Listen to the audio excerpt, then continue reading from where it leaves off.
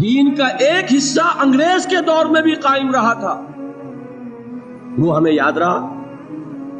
انگریز کے دور میں نماز تھی کہ نہیں، روزہ تھا کہ نہیں، حج تھا کہ نہیں، زکوٰۃ تھی کہ نہیں، کلمہ شہادت تھا کہ نہیں، لہذا یاد ہے۔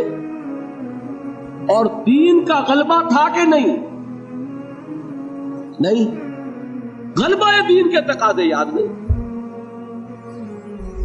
سیدھی سیدھی بات ہے، 200 برس ایک شے ہے ہی نہیں، اس کا نتیجہ تو یہی نکلے گا، کیونکہ یہ تقاضے ہیں غلبہ دین کی جدوجہد کے۔ وہ تقاضے ہیں بنی الاسلام علی خمس، پہلی چھت کے 5 ستون، پہلی چھت تو ہے، 5 ستون بھی ہے۔ تیسری چھت آپ کے ذہن سے نکل گئی، اقامت دین کی فرضیت کو آپ جانتے ہی نہیں، لہذا جو اس کے لوازم ہیں وہ کیسے یاد ہوں گے؟